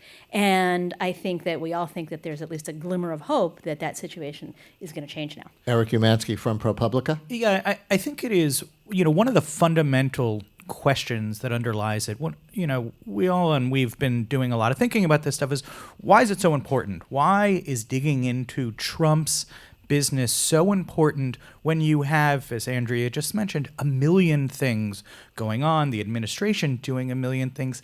And it's not just about, is the president making a buck? Are some of his buddies making a buck? It really is about the fundamental question of, in whose interest is the president and the administration operating? Is it in the interest, in specific instances, is it in the interest of his own business? Is it in the interest of his buddy's business? Or is it in the interest of the American people? And that is a fundamental question. It's not about petty corruption. It is about the fundamental question of, frankly, the suborning of our government. And then that relates to, because there is, forget about the answers to it, the fact that there are such fundamental questions, because he hasn't divested, because of the access he's given his buddies and who he's appointed and so forth, you have an erosion of this very fact that you have to present a question means you have an erosion of trust and of faith in government. And that's a fundamental thing. Listeners, if you have questions for these three members of our Trump Inc. team, feel free to call up 212-433-WNYC, 212-433-9692. We're going to get to some aspects of the Mueller investigation that seem to be changing this week, as well as to some more particulars about who might be subpoenaed, and to look at what points of intersection between Trump's business interests and the public interest. 212-433-9692. If you have any questions yourself for Andrea Bernstein, Ilya Meritz, or Eric Umansky, and you can raise your hands here in the Greene Space, and we'll come around with a microphone. I see, Ilya, that on the ProPublica site, in conjunction with the episode that you have out now, what the Democratic-controlled House of Representatives might look at differently in this area, there's a little list of high-ranking members of Congress who will now presumably be chairs of committees, and what they're vowing to look into regarding Trump's business and his administration. One of them is Congressman Richard Neal, who's going to be chair, presumably, of the Ways and Means Committee, and he said he'll shine a light on President Trump's decisions to act in his own financial self-interest rather than the best interest of the American people. What do you think an investigative committee, or a House committee now run by Democrats, might investigate, as an example, pick any one, to get at that fundamental question? List. There's so many to go through, but I would actually start by thinking about a ProPublica story that came out over the summer by one of our colleagues, Isaac Arnsdorf, which was looking at the VA, the Veterans Administration. And it looked at the way in which three wealthy businessmen, I think they may have all been retired or semi-retired, who are also Mar-a-Lago members, have basically become integral to the functioning of the Veterans Administration, to the point where if they fire off an email and say, I want you to look into this therapeutic treatment for, PTSD or whatever, some poor government worker has to then go through the motions and set that thing in motion. And that, to me, when I read that story, was the most vivid illustration of the way in which the ordinary working of government appears to have been corroded. So I would very much like to know, where else is this happening? What other Mar-a-Lago members, what other buddies who might take a pet interest in a thing are in fact guiding important policy decisions? I'm not sure that any of these businessmen, to be clear, had a strong financial interest in the VA. They may have done, or maybe friends of theirs did, but that's an example of the kind of place where we just know so very little, and there's so much to learn. So if I were advising the committees, I would say stay away from Robert Mueller's stuff. I mean, he's probably going to bring out more stuff by the time they're sworn in anyway. Proceed with caution around election interference, although it's important too, but really look at how the government now has been functioning for the past 2 years. Certainly Gerald Nadler, who presumably is going to chair the Judiciary Committee and represents the district we're sitting in Lower Manhattan, into Brooklyn, has said that he will probably subpoena Whitaker, the acting attorney general, to ask him exactly what, I don't know, but to try to tease out whether he had any kind of prearrangement with Trump when taking the job, Andrea, that he would limit the Mueller investigation in some way. Right. I mean, I think that one of the interesting things is, I mean, we're obviously in a very sensitive period now in this transition because the Republicans are going to be out of power, but they are not yet out of power. The Nadler is not yet the chairman of the House Judiciary Committee. But what his staff is signaling is that they can take this moment of time to sort of preserve the record. And if there is anything, and to say to the Trump administration, if there's anything going on now that is untoward, we can investigate it when we get in. So that presumably has some kind of chilling effect. I mean, I just wanted to piggyback on something that Ilya wrote, because one of the things that we have been looking at is how all of these outside people do have influence. And I think the chaos in the White House and in the Oval Office is pretty well known. So obviously people have been trying to influence U.S. presidents since the founding of the Republic. But what we're seeing with Trump is that the structures that have been in place to sort of keep the worst of that from manifesting itself have just broken down. So people who are representing Saudi Arabia, for example, or the United Arab Emirates can just go in and make their pitch to Trump. And Trump is obviously so impulsive that he may get bored immediately without vetting a policy, without deciding whether it's in the best interest of the United States, simply because someone who is his friend or a political fundraiser or a lobbyist or a businessman that he's worked with comes in and says, you should do this, it's a good idea. And after the Khashoggi killing, there was certainly that clip that was played 1 million times on television of Trump saying, not that long ago, of course I like the Saudis, they buy a lot of my hotels, or however he put it. He does seem to look favorably on people who have given him money. I think he has made that clear, and I think that is a sort of that's one of the fundamental tensions, is that everybody knows that he looks favorably on it when you give him money, and you can still do it up to this minute. And Eric, it's one of the things that we're, I think, waiting for from Mueller, and whether the House committees go into it as well, we will see.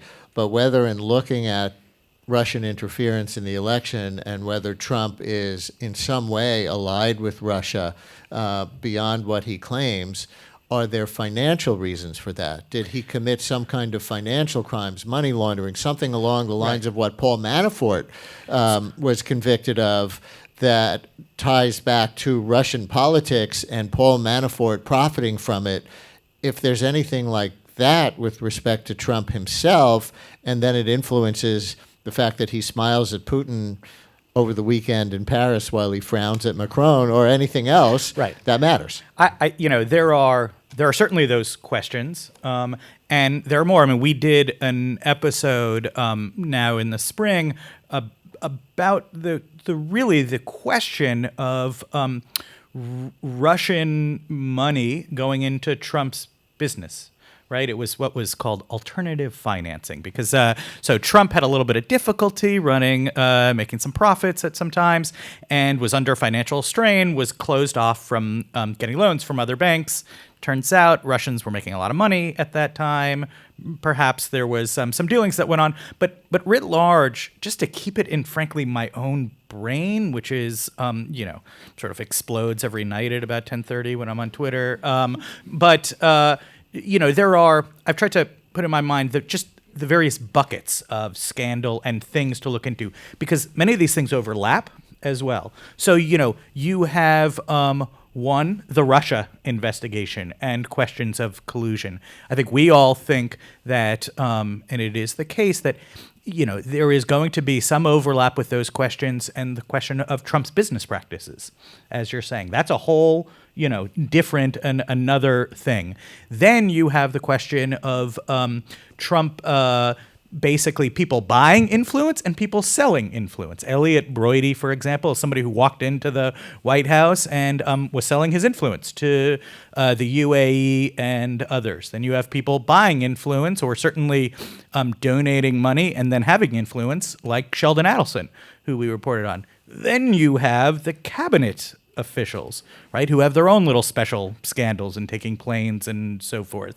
And then you have actually what may end up being the most important thing of all, and that is the campaign finance stuff, right, otherwise known as the women problems, right? So it's Stormy Daniels and Karen McDougal and the question of, payoffs that weren't reported and so forth. And that's in the news again this week with All the Wall in the Street news, yeah. Journal Right. finding evidence that Trump directed those payments when he has claimed publicly that he didn't really know about them. Right, and lest we forget, that is one of the things that Michael Cohen has pled guilty for and basically all but named Trump, as a co-conspirator, in, though not by those terms. We'll continue in a minute with these three members of our Trump Inc. podcast team. We'll start taking your phone calls.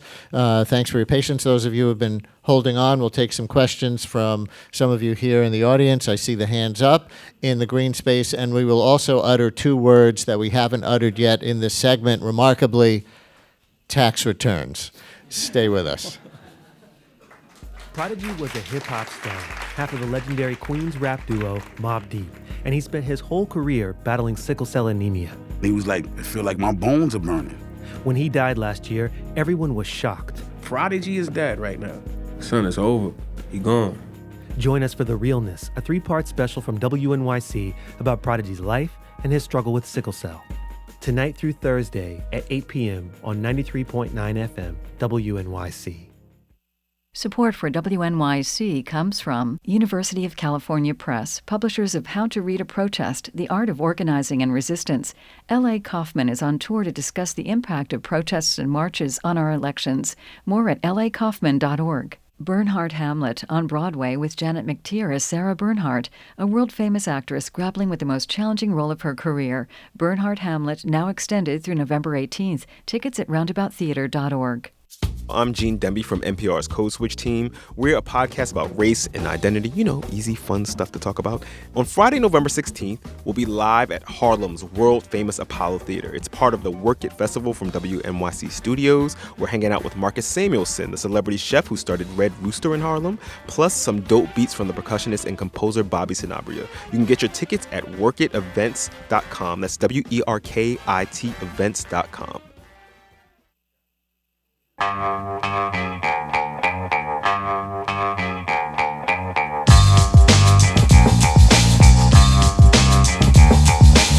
Brian Lehrer on WNYC, live in the Greene Space today with, I think, our chattiest Greene Space audience in the history of doing the Brian Lehrer Show. Do you people all know each other? Did you, come on a big bus from a hotel? But it's great to have you all here, and listeners, as usual, when we do the show from the Greene Space, you can watch as well as listen if you so choose. You're can see the live streaming video at wnyc.org or on the WNYC Facebook feed or on the WNYC Twitter feed as we continue with three members of our Trump Inc. podcast team, WNYC's Andrea Bernstein and Ilya Meritz and Eric Umansky from ProPublica. And let's go to a question here in the Greene Space. You want to talk? Talk on microphone. Hi. Hi. I applaud all your efforts. But why are there no consequences in this 2 years? There was just an article about more licenses in China that Ivanka Trump got. I mean, do we need future more checks on our government employees? I have that. That's my question. And my second part is, now that the Democrats are going to hold the House, do you think this will change? You alluded to that a little bit. I just was wondering what your opinions are on that. So we cannot really address the political consequences because our job is to sort of try to document what's happening. And is that having an effect? Maybe not for us to say. I do think the House will make a difference because I think there's a backstop now, and there are people with subpoena power who really want to know about the president's business. And just give one example. During the House Intelligence Committee testimony, Don Jr. was asked about Panama. Well, we did a big investigation on Trump Inc. about Panama, and Heather Vogel from ProPublica and Meg Kramer went down to Panama, and they looked at this, and they found that really what this was a part of a pattern of the Trump family going around the world making misrepresentations to buyers about their stake in properties, about the values of properties. And this was something that was of deep interest to us. But the House majority deliberately kept whatever it was that Don Jr. said about Panama hidden from us. And the Democrats made an attempt to release his testimony, and the House majority prohibited that from happening. So I do think we are going to get information that we haven't had before. And then I think that it appears that more also will be coming out of the Mueller investigation, and so we'll be learning more about that. Now, the new incoming Attorney General is on record as saying you shouldn't be looking into Trump's business if you are Bob Mueller. The problem with that is the case law is pretty clear that if you go in and you're investigating Russia collusion and you find some other crime, if you're a law enforcement officer, you can't just walk away from that other crime. So I do think we'll be learning more and hopefully soon. And particularly if that crime overlaps with the political aspects like they found with Manafort and like we said might happen in theory with Trump and Russia if there are business ties that relate to anything that's going on with U.S. policy toward Russia. Let's go to a phone call. Line 5, Victoria in Los Angeles. You're on WNYC. Hello from New York, Victoria. Thank you for calling us. Hi there. Further to the last question, I read recently that Ivanka applied for a trademark to manufacture voting machines in China. And I just, I hate to spread fake news. I don't know if it is. It's from my source is citizensforethics.org, but I find that incredibly troubling. So I was just wondering, especially the line that says the trademark also covers items including nursing homes, sausage casings, and voting machines. So, just curious. This is Ilya. I saw the same thing too, and I haven't looked into it further, so I can't confirm or deny. But I've seen the reports, and I believe it may be true. I think one of the interesting things that we have found as we've done this podcast is when you do business around the world, you leave all sorts of interesting traces. So when Justin Elliott from ProPublica and I were working on some reporting about casinos in Asia, we found that there was a still active Trump trademark for a casino in Macau. It had been active, I think, for like 10 or 12 years. It didn't necessarily signal his continuing intent to develop a casino there, but it did tell you that at one time that he thought that that was a possible thing. So some of the things that I would want to understand about this voting machine application would be when it was entered, what other names were on it, all the stuff that comes out there. Now, I don't know if anybody's done that reporting yet. Well, I will say that I just looked it up, and my producer in the control room just looked it up, and we came up with the same citation, and rather than being from, the left version of InfoWars or something like that. This is from the conspiracy theory news organization known as CNBC, the business channel. And the headline is, Ivanka Trump gets initial approval from China for 16 new trademarks, including for voting machines. And it said pretty much what the caller said, 16 new trademarks covering a wide range of products that include voting machines. That is from November 6th. So the other thing to say about Ivanka is she wound her business down a couple months ago, and that is not complete, but that is something that she started to do. So if we have a signal that she's really not winding down her business, then that's interesting. If she applied for those trademarks 5 years ago and they're just now coming through, then that's something else. The devil's really in the details. She did say she was going to continue to apply for trademarks in a sort of prophylactic way to prevent somebody else from trademarking Ivanka Trump voting machines. So I was just going to go out and do that. It's an open question. I mean, she has said she's focusing on Washington for the foreseeable future. Line 6, Elena in Danbury. You're on WNYC with our Trump Inc. team. Hi, Elena. Hello, thank you for taking my call. Andrea, Ilya, Eric, you guys are awesome. Brian, you're not too bad yourself. Thank you. Please, please, please keep shining a light on the fact that Trump is trumping all of us. He's using our presidency as an investment for his personal returns.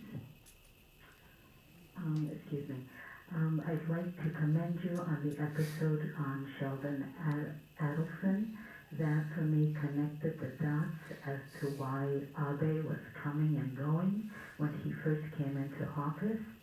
Also, the Saudi Arabia episode, the fact that it was Trump's first foreign trip, that's also an investment to future returns on his businesses.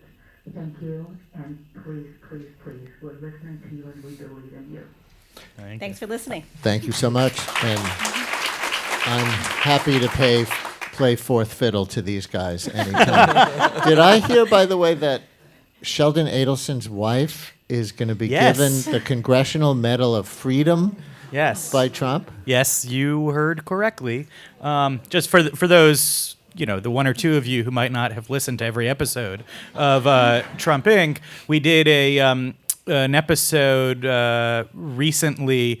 Sheldon Adelson is, of course, one of the largest donors to the Republican Party, to the president. And what we reported on is that Adelson has been lobbying to get a casino in Japan, which currently does not have casinos, and that after Adelson met in the White House with the president and other power players, which he's a regular visitor, folks might remember Shinzo Abe, the Japanese prime minister, went to Mar-a-Lago with Trump. So what we reported is that at Mar-a-Lago, President Trump raised Sheldon Adelson's casino bid with Abe and basically said, help my buddy Sheldon out.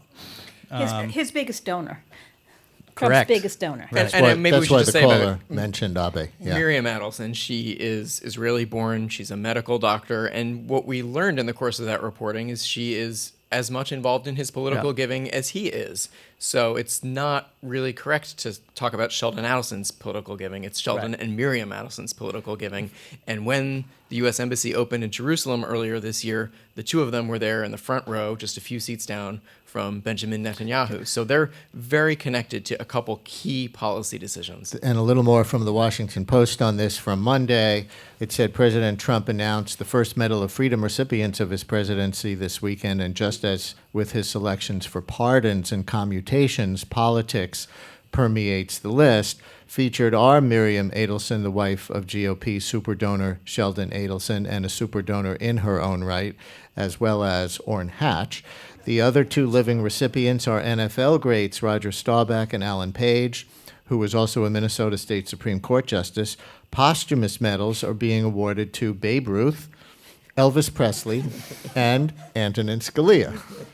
And it says the inclusion of Adelson is easily the most questionable. The Adelsons have donated hundreds of millions of dollars, and the White House's news release makes no mention of this. It says instead focusing on Miriam Adelson's drug addiction research and her support for Jewish organizations. But her medal reflects a growing pattern, one of Trump awarding a large majority of such medals and even pardons to supporters, to Republicans, and to recipients who fit his political agenda, writes Aaron Blake in the Washington Post.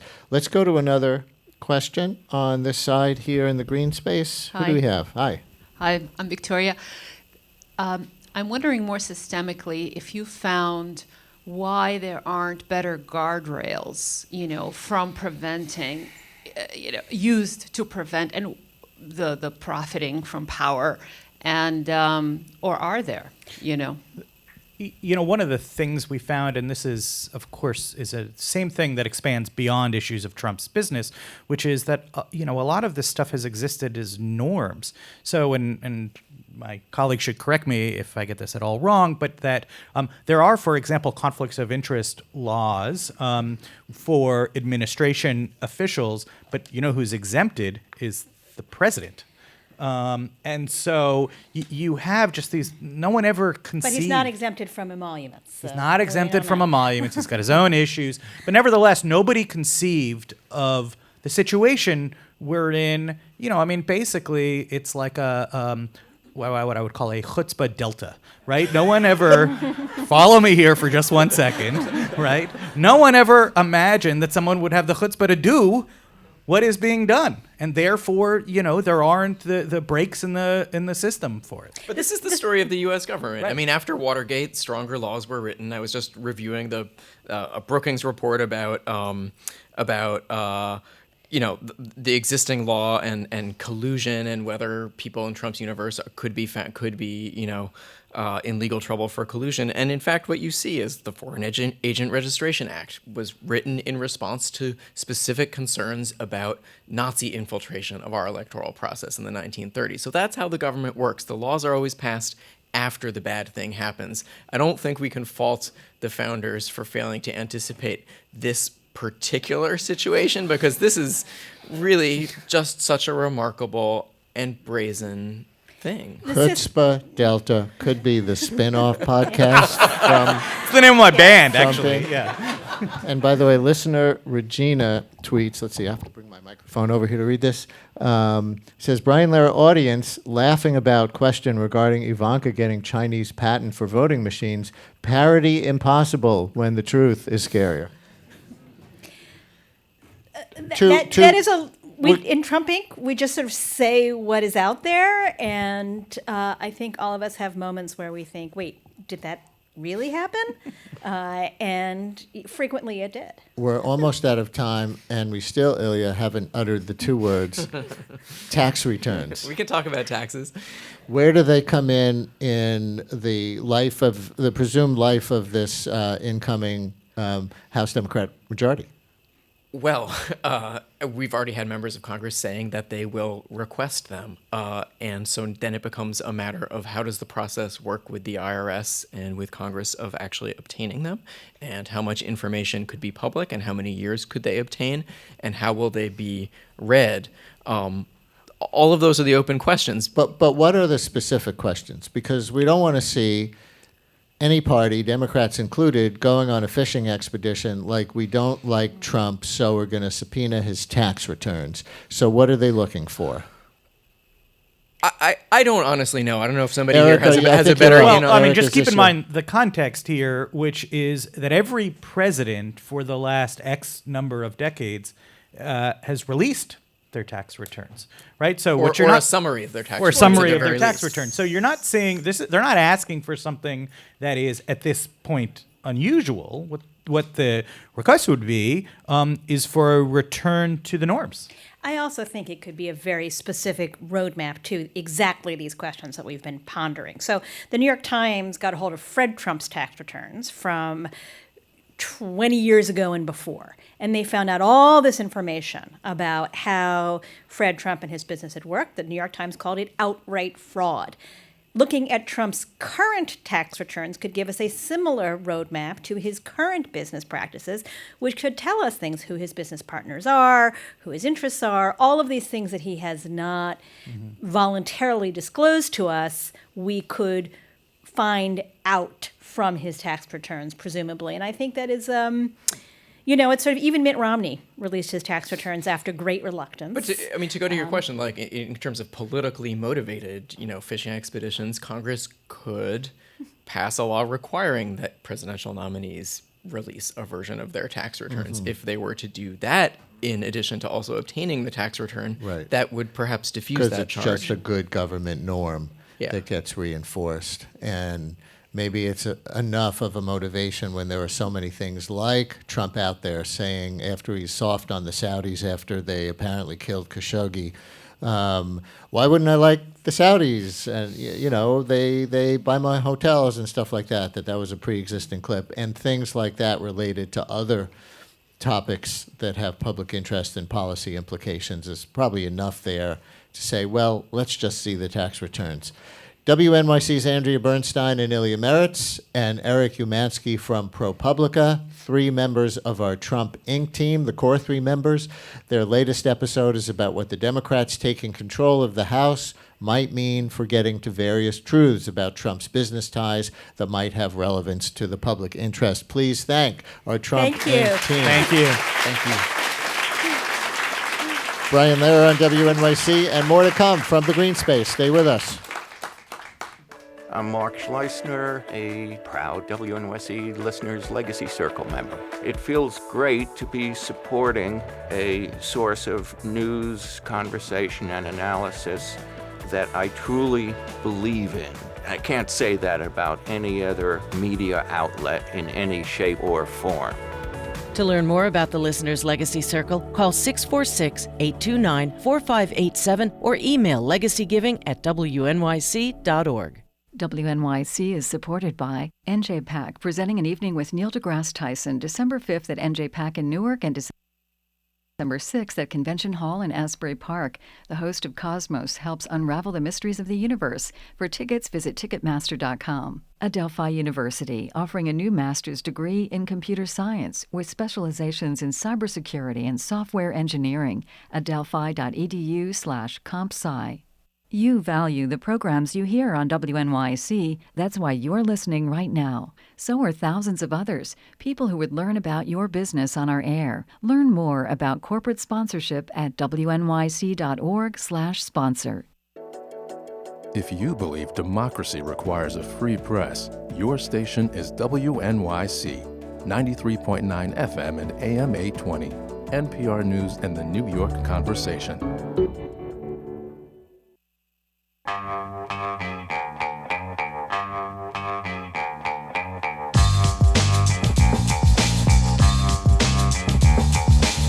Brian Lehrer on WNYC, live from the Greene Space. You can watch as well as listen as we stream live video when we're in the Greene Space at WNYC.org or on the WNYC Facebook page or on the WNYC Twitter feed to watch us do the show. Now, there's no one way to introduce our next guest, who has appeared multiple times on this program over the years. Most recently, A.J. Jacobs, NPR contributor and contributing editor at Esquire, appeared on the show as a very distant cousin to me and to virtually all of us, speaking about his project that attempted to create the largest family tree in the world and a global family reunion. Another time, he put himself through every health fad imaginable in the hopes of becoming the world's healthiest man. Though he did make an effort for modesty there. That book was titled Drop Dead Healthy, One Man's Humble Quest for Bodily Perfection. And I don't think he was with us. Maybe he did another show on the station when he was sporting an untrimmed beard down to parts unknown for his commitment to following every rule of the Hebrew Bible for 1 year for his book, The Year of Living Biblically, One Man's Humble Quest to Follow the Bible as literally as possible. But I'm sure he was a sight to see. So here's A.J. Jacobs again with his new book and another lived experiment called Thanks 1,000, A Gratitude Journey. Welcome back, A.J. Jacobs. Thank you. Thank you, Cousin Brian. It's a delight. And we prearranged that maybe a good way to hear what you're up to on this project is just to have everybody listen to you read from the first page of your introduction. Absolutely. I recently had the opportunity to observe one of the most mind-boggling accomplishments in history. This marvel is the result of thousands of human beings collaborating across dozens of countries. It required the combined labor of artists, biologists, politicians, mechanics, miners, and goat herds. It took airplanes, boats, trucks, motorcycles, vans, pallets, and shoulders. It depended on a vast range of materials, from steel and wood to explosives and bat guano. It relied on ancient wisdom and space-age technology, on freezing temperatures and scorching heat. It is my morning cup of coffee. Ha. And there's the punchline, right? We're supposed to get to the end of this epic of grand proportions and think, what? Just a cup of coffee? Why did you build your gratitude journey around that? Well, the idea is that every little thing in our life does require hundreds, thousands of people working together that we take for granted.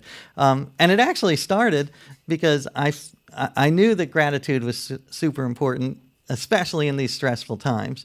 So I, a couple of years ago, started to say a prayer of thanksgiving, but I'm agnostic. So instead of thanking God, I would thank some of the people who helped with my meal. So thanks to the tomato farmer, thanks to the cashier. And my son, who's 10, pointed out that I was kind of lame because they weren't in the apartment. They couldn't hear. So he said, if you were committed, you would go and thank these people in person. And I said, that is a book idea. Thank you for earning your supper. And I chose coffee, much to his dismay. He wanted me to choose s'mores. But I chose coffee just because, first of all, I need it. I feel it's like, a necessity, food and shelter and coffee. And also it's just got such a huge impact on our world. And it was it took months and it took me around the globe. One similar experience we have, which doesn't prove that we're related, because it's universal, is that the job of a 10-year-old son is to tell their fathers that we are lame. That's true. This was one of many times. I love a line from the coffee cup lid maker you met. Coffee isn't farm to cup, it's farm to face. Oh, I love that too, because I wanted to thank every part of my coffee experience. So also the cup and the lid.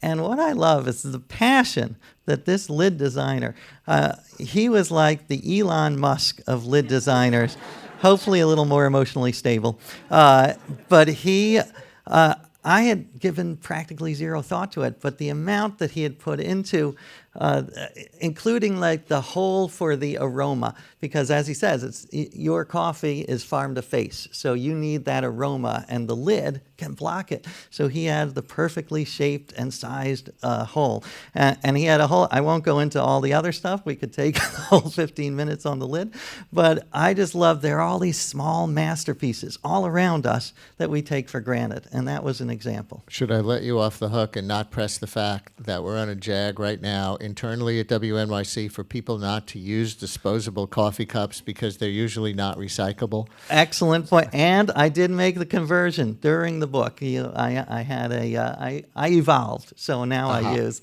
a steel. I use one of these. Good for you. So we've been talking about the coffee part so far. And, it's entertaining to hear all these far-flung contributors to what ultimately becomes one person's one cup of coffee. The gratitude part is really serious. You're not playing here. You keep a gratitude journal, for example.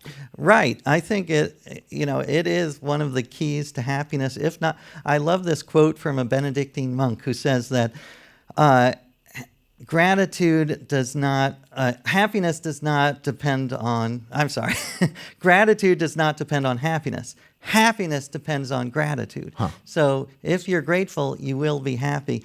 And we have, as humans, unfortunately, a negative bias. We are really good at finding the 3 or 4 things that went wrong every day instead of the hundreds that went right.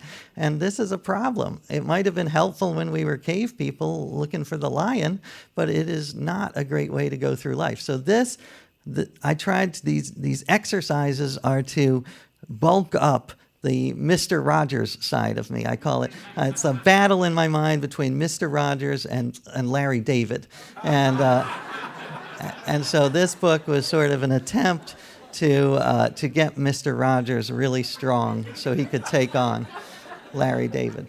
Does just knowing you have that gratitude journal and that you're going to write in it every day or however, whatever periodic you write in it, make you see the world and see people in the world in different ways? I do believe.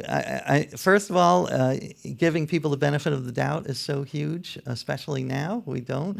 We assume the worst. I also think you don't even need to keep a journal, but if you take 2 minutes every day and just repeat to yourself all that went right. Like, you press the elevator button, the elevator came. You got in the elevator, it didn't plummet to the basement and break your collarbone. I mean, this is remarkable. So, and I talk about this because coffee is 98.8% water.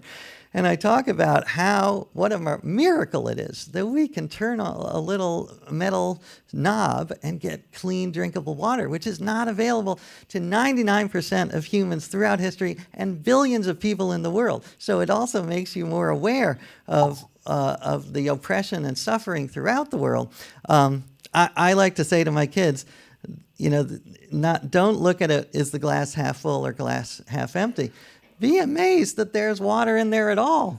Like that, take a step back and be like, oh my God, I can't believe that we have drinkable water and there are hundreds of people who helped make it happen. We've been thinking about doing that in the news business, but then it would be so boring. We'd go on every day and say, 10,000 airline flights took place in America today, and none of them crashed. Well, you joke, but I actually think that is a very important point. The news is negatively biased. And I loved Steven Pinker's book on Enlightenment Now, and that if they put out a newspaper every 50 years, it would be like the lifespan of humans has doubled. There were 2 billion people lifted out of poverty. We are attuned to the negative, and the news reinforces that. It's true. Obama, when he was leaving office, and he didn't get so much press for this, but he said, remember everybody that you live at the best moment to be alive in the history of humanity. And then he cited poverty rates and life expectancy and all these kind of fundamental variables. Some people argued with him that it's really not the best, but you certainly could make a case.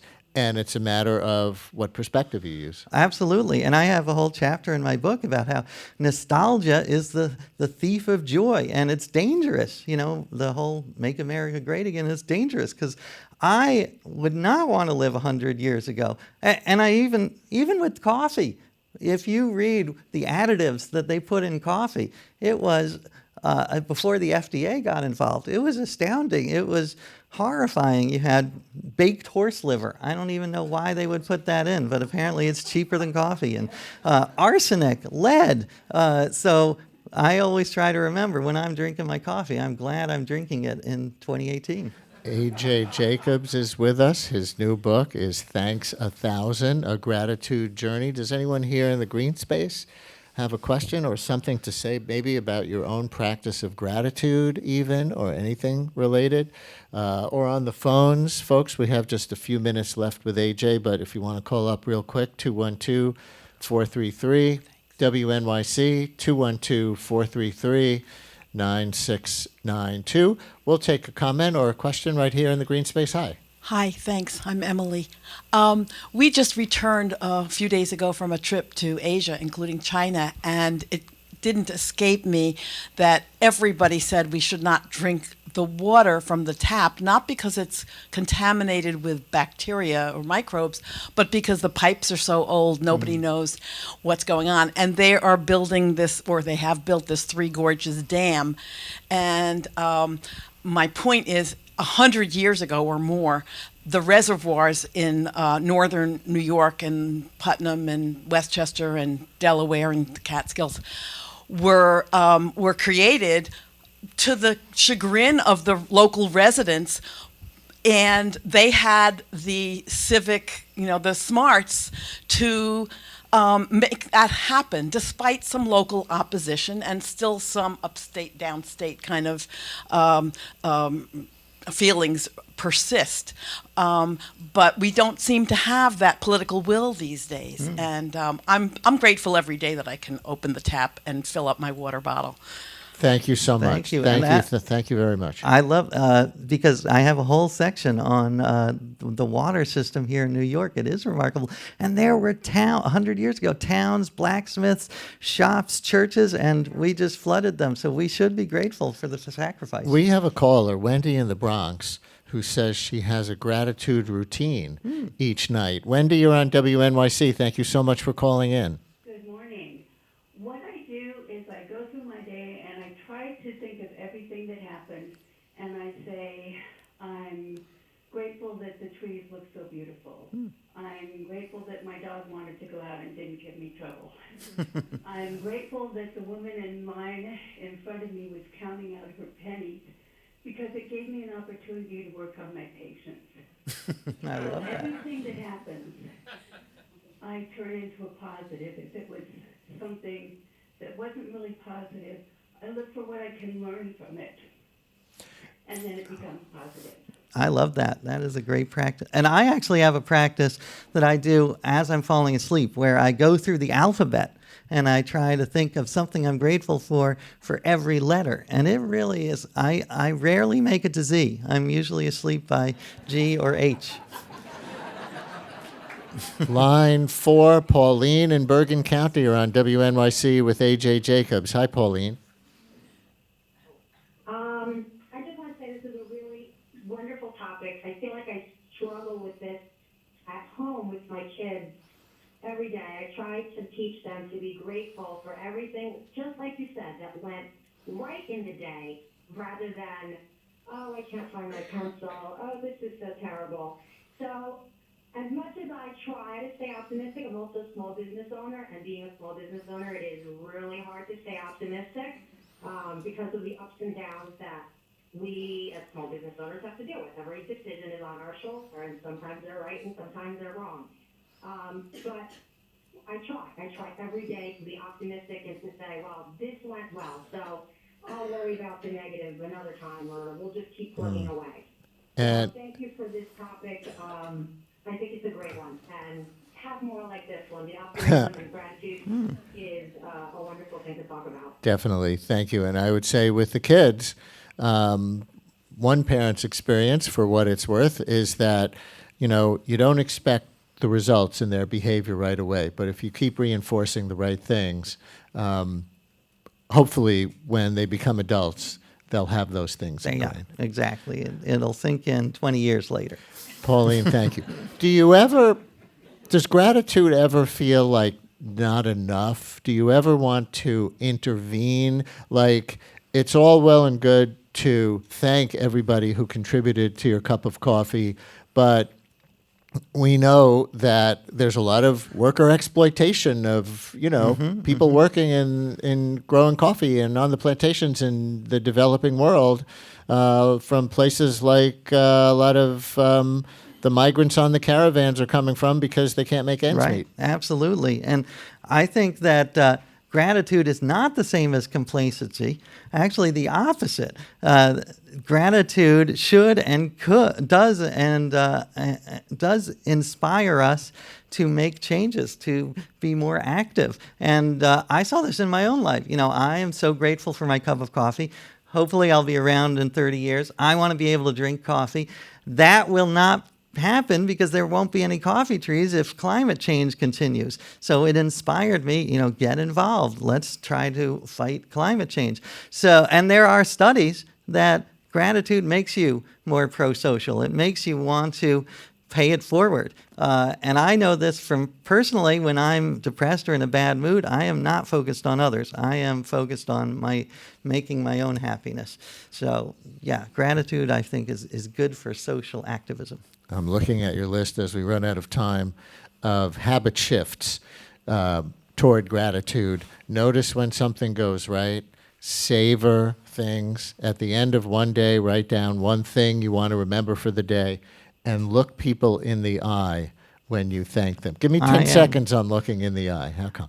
Well, I think we're programmed as humans to look people in the eye, and that was what the barista told me, that people treat her like a vending machine and they just hand her a credit card and don't even look at her, and it's very, it's hurtful. So I'm not expecting a Nobel Prize, but now I look people in the eye when I'm interacting with them. A.J. Jacobs' new book is called Thanks 1,000, A Gratitude Journey. A.J., thanks 1,000. Thank you. More than 1,000. And listeners, audience, thanks a million for coming to the Greene Space today, and everybody for listening.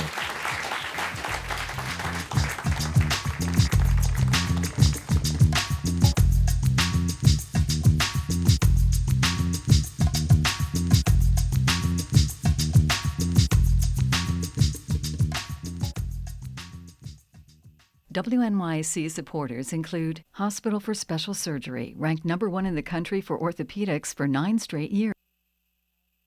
According to the 2018-2019 U.S. News & World Report, Best Hospitals ranked